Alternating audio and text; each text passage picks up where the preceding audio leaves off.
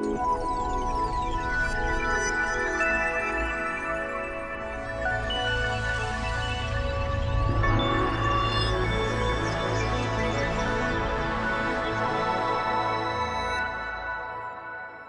I must have just come from Davos Economic Forum, not a place where you would expect to find Buddhist monks. But the point is that unless we bring a more altruistic society, this is no more a luxury, this is absolute necessity. So, how to do that? No, there is the point is to find the connection between the individual transformation and cultural change. That's really the challenge. So, somehow it has to start with individual changing. Society, the building blocks of society are made of individuals. And then it has to expand in some way through individual contagion, to change of ideas, to cultural shift, to evolution of cultures, so that it's not just someone in his little bubble trying to become more altruistic and that's it.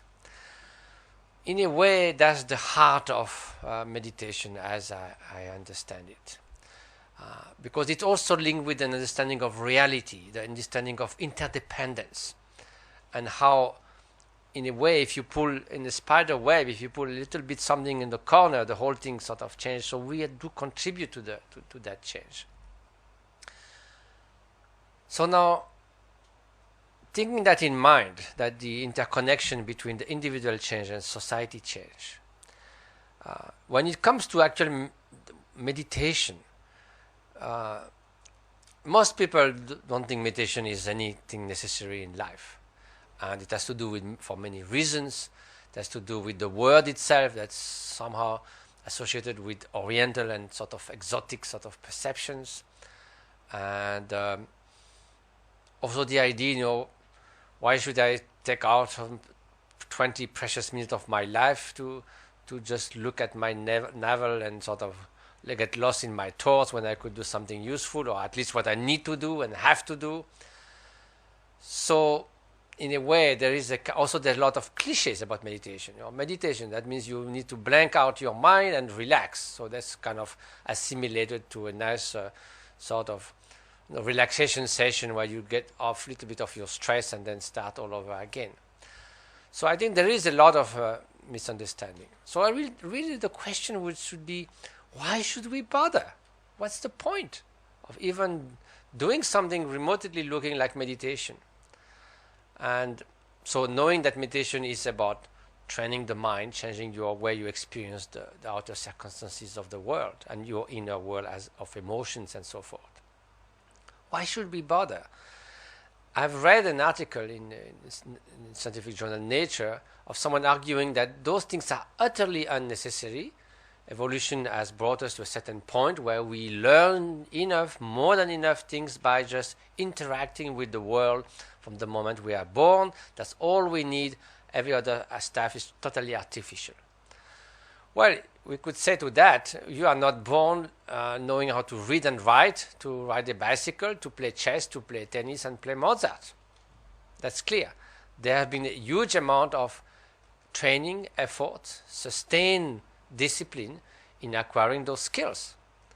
Now, we absolutely agree on that. Nobody minds, even we don't always appreciate it, to go to school for a number of years, to have a professional training, and if we are interested in playing a musical instrument or becoming an athlete, to spend the necessary effort for it. We do that because we see ahead the potential benefit for it, for our health, for our pleasure, for our flourishing, and therefore we see this is worth doing. It's kind of strange that we assume that basic human qualities like peace of mind, loving kindness, compassion, resilience, emotional balance, that they will be at the optimal state just like that, because we wish it so. They will be sort of the normal state, like someone who has never trained doing the piano, who has never run systematically so that they could eventually run a marathon. Yes, we know how to work, we can run a little bit, but this is far from expressing the whole potential we have. Maybe it's 10% of that potential. So would it be true exactly the same for the mind? And possibly one of our drama is that we vastly underestimate the power of transformation of the mind, or actualizing another 90% of that potential. So why should we bother? I think the first question is, what is our present state in our life?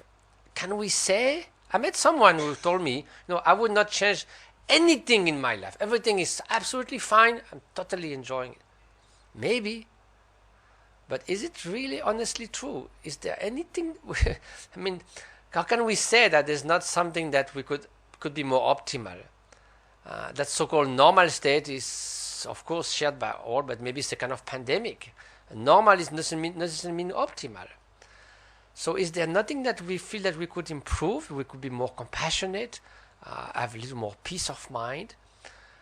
So some of the arguments sometimes it's put is said, well, that's what makes me a special individual. I'm different from someone else. That's the richness of life, to have sometimes terrible crisis of jealousy or something.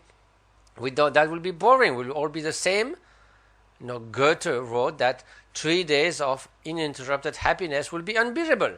It's always the same. And suffering is, this intensity of always changing is so colorful. But no, I think that's a very bit of a spacious argument. So honestly, nobody wakes up in the morning thinking, may I suffer the whole day or possibly my whole life. We aspire to be free from suffering, to find some happiness.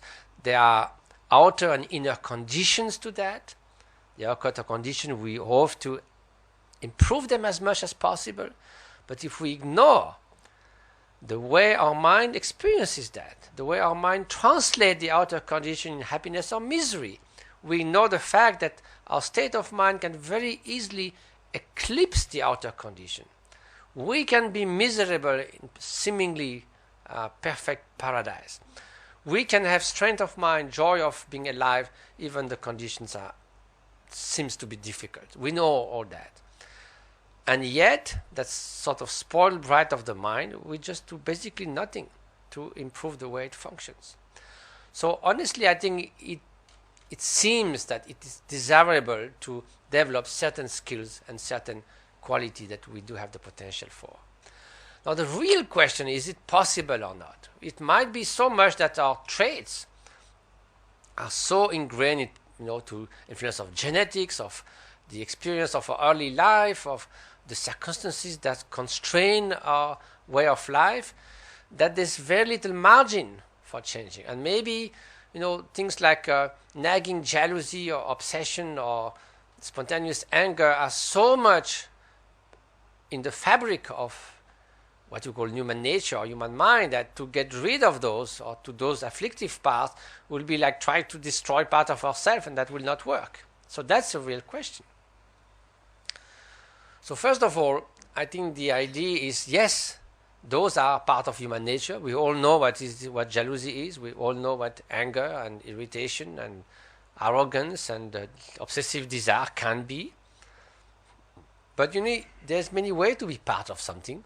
You could be part of something intrinsically, like maybe the red dye of this cloth, and then to get rid of it, you possibly have to destroy. Or if you take a glass of water, the wrong side, but anyway, imagine there's water in this glass, H2O.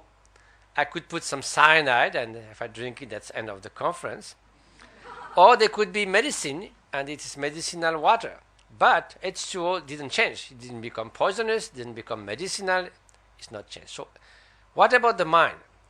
Are those mental factors of anger, jealousy, and so forth, mental construct that comes to many causes and conditions and circumstances, but at which level are they intrinsic or not to our basic experience? And I think here the contemplative approach can help us solve that problem. If you think of any mental event, whether it's an emotion, a reasoning, a memory, imagination of the future, there is something that is the most common denominator. It's just to be aware, the faculty to know, the basic cognitive faculty that's different from this glass that doesn't know anything. It's a zero in terms of cognition. So now if you think of what is cognition, it's a little bit like light that allows you to perceive the whole range of phenomena, outer and inner phenomena. But what is the quality required of light to do so? It's not modified by what it lights up. Otherwise, if light was making dirty everything it shines upon, everything will appear as dirty. But if you shine a torchlight on a heap of garbage, it doesn't become dirty. If you shine it on a heap of gold, it doesn't become expensive or precious or whatever. It reveals it. So the basic cognitive faculty, the most fundamental aspect of consciousness, of awareness, is to precisely allow everything else. But that itself, no more than H2O is corrupted by poison or enhanced by medicine, this is just the most fundamental aspect of consciousness. To give a last quick example, a mirror. Why is a mirror something, a kind of nice special object?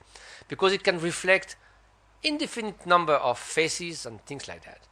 Now imagine that each face will belong to the mirror, stick to the mirror, penetrate the mirror. After a few faces, you will have to throw the mirror and get a new one. It will be full of angry face, smiling face is useless. So the face reflects, but it's not part of the mirror, it doesn't stay. The mirror allows that. So likewise, from a contemplative perspective, if you look deep within behind the screen of thought, there is this luminous primal quality of consciousness that is undetermined. That's the foundation for trusting that you could modify the various causes and conditions that brings about mental construct, emotions, and so forth. So that's the fundamental notion of mind training, potential for it. Now, then what will be the subject of training? It will be to transform the way we experience things, not to be the slave of our constant chain of thoughts, rumination, hopes and fears, endless. When people sit for the first time to meditate, sometimes they say, oh, I have so much thought. Then when I don't meditate, basically they just become aware of the extent of the catastrophe.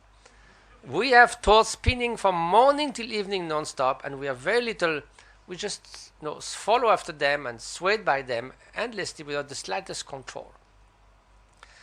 Now, when we bring this idea of controlling the mind, people say, oh, no, it's like putting the mind in shackles. I don't want that. I want to be free. But what does freedom mean? To do anything that comes through your mind? That doesn't look like freedom to me. It seems more to be the slave of every thought. Now, to give an image that might help. Suppose you are a sailor at sea and you want to go somewhere. So if freedom is to do anything that comes spontaneously, then freedom would mean let the boat drift wherever the wind and the current blows. That's freedom, isn't it? But isn't it taking the helms, rigging the sails, and navigating where you want to go, the real freedom of going where you decided to go?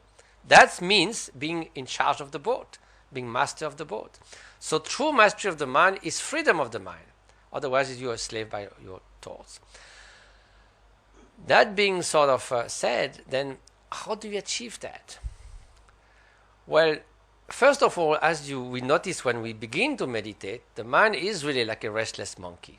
Now imagine a restless monkey that is tied up with 10 or 12 ropes, and you want to free that monkey, or the monkey hopes to be free, but it jumps so much that you can't even untie one single knot. So how to help? You have to calm the monkey, not by knocking the monkey off on his head, but let it rest a little bit so that you can untie the knots bit by bit and gain freedom. So that's why, as the initial tool of meditation, whatever you want to cultivate later on, whether it's compassion, emotional balance, or dealing with your emotions, you need to have this relative calmness and stableness and clarity of mind as a necessary tool. So it's not just emptying your mind. It's not going to work. Thoughts are there anyway. What can you start to block them when they're already there? But it's really at least a relative inner calm, more clarity, more stability, so that you can use that to then cultivate something like loving kindness. And actually, the words, the Eastern word like bhavana in Sanskrit or gom in Tibetan, that are usually translated as meditation, really do mean to become familiar with something, familiar with a new way of being, familiar with a new skill like loving kindness, familiar with the basic understanding of how the mind works, and to cultivate those qualities. So there's a process. So if the base has to have at least a flexible tool, there are basic techniques to achieve that. Based on attention, increasing your mindfulness of moment to moment.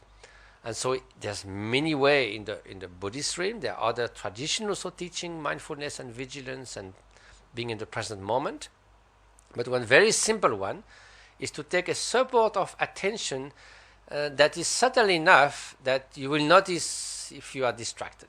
If you say, I'm going to concentrate on a flashing red light, you could still sort of notice it, but while your mind is wandering because it's so obvious.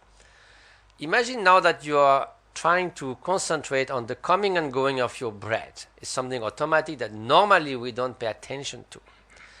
Now if you start to pay attention to the feeling of the air coming out of the nostril, and then the breath coming out, and then it stops, and then you're coming in, or the movement of your belly or your lungs, there's a sensation related to that, and you can place your mind upon that sensation and just try to be mindful of noticing the breath is coming out, the breath is coming in. That looks very simple, but if you distracted, then that's all gone. It's not like a flashing light. So you can easily sort of check whether your mind is there or not. So when you notice you have been distracted, you just bring it back. So this using a natural process that's always with you is a useful tool to increase this faculty of mindfulness to what's happening now. It could be done the same with sensations, whatever you feel in your body, sensation of heat and cold, of pain or comfort. It could be with a different thing you hear, that the noise of this projector or something. Provided you are mindful of it in the present moment, that's your mindfulness. You are not just constantly distracted. So once we have achieved some skill in that, then we can use that to then cultivate other quality that we deem worth cultivating, like loving kindness, or how to deal better with the arising of afflictive and disturbing emotions. So take the example of loving kindness.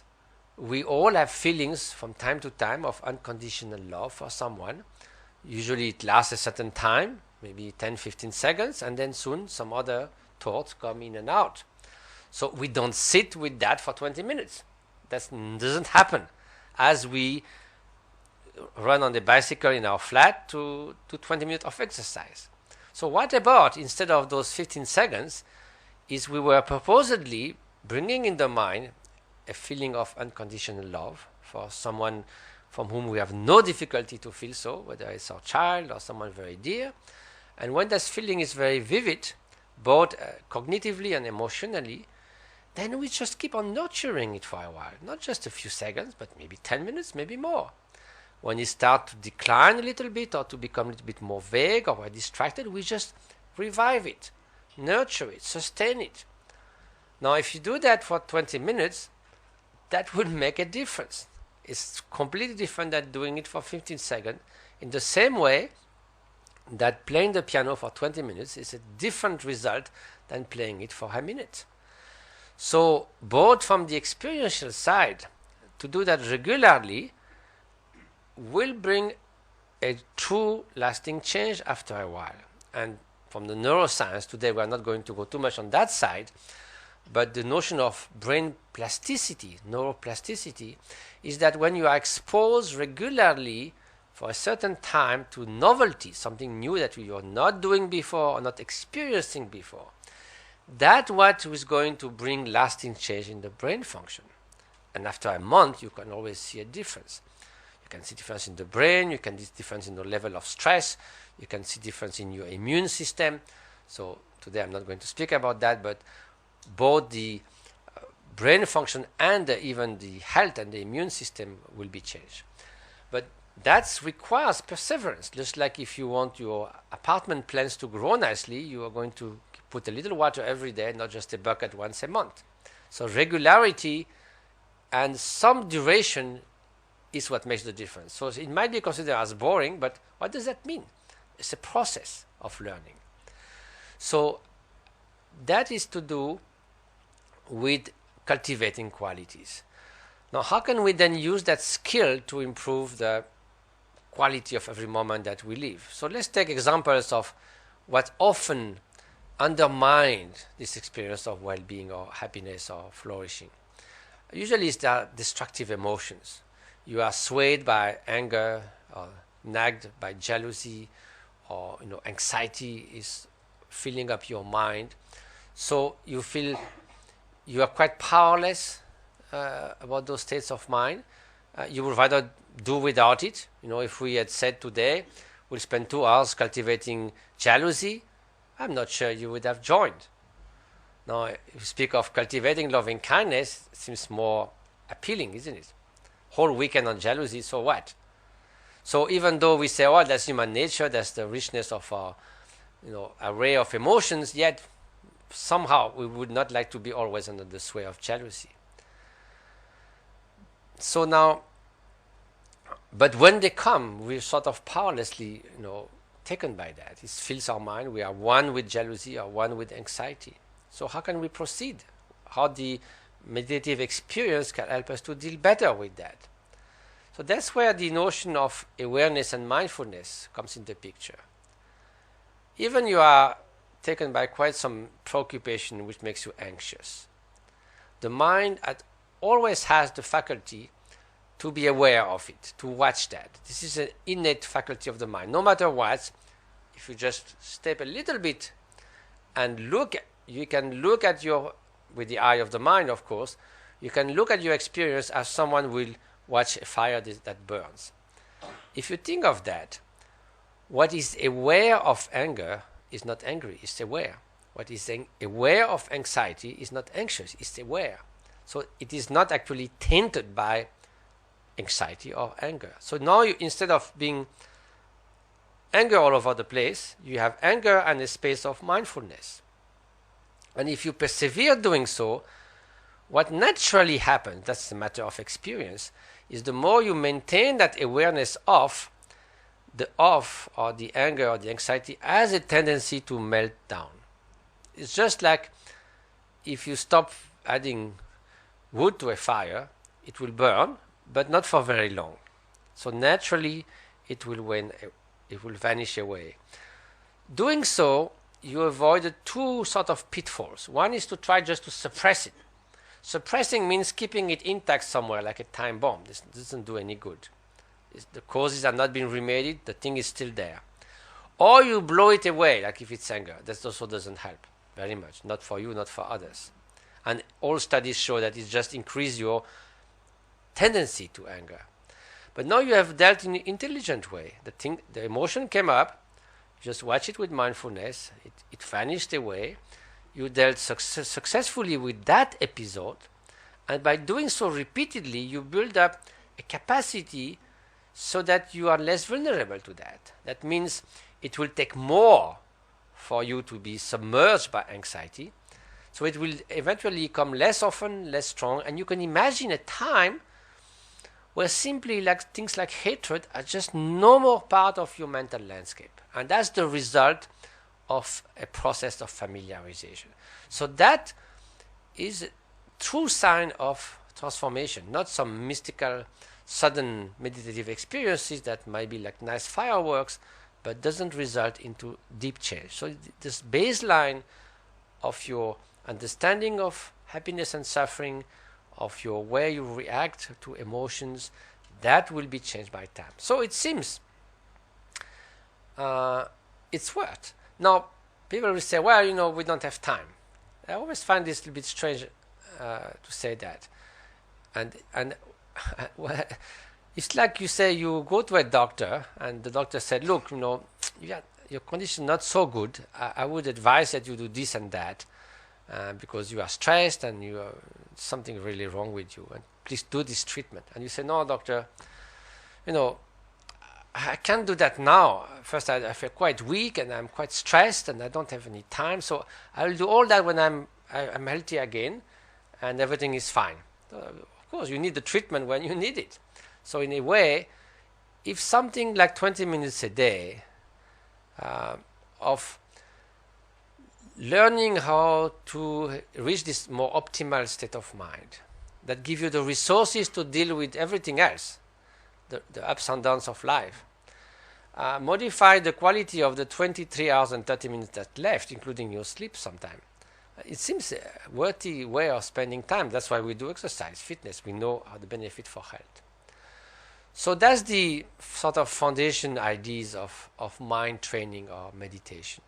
And you can apply that to emotional awareness, the way to deal with emotion, developing attention, developing emotional balance, more inner strength, and the faculty to recognize emotion as they arise, to deal with them in an intelligent way, so that they sort of undo themselves as they arise and not overwhelm you. So all this, little by little, dealing with pain, physical pain and others, will definitely lead with a healthier state of mind, a more balanced state of mind. And so it seems that possibly one of our drama of our times is to vastly underestimate the power of transformation of mind.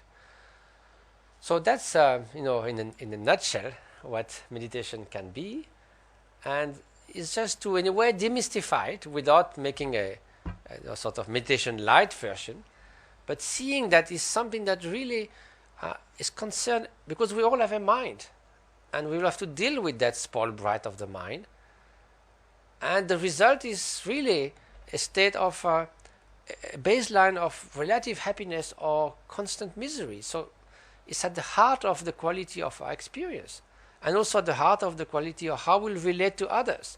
I mean, if you're overly preoccupied and vulnerable, tendency is to withdraw in the bubble of ego and say, I have to take care of that. If you have this increased sense of confidence and less vulnerability, you're not going to become indifferent.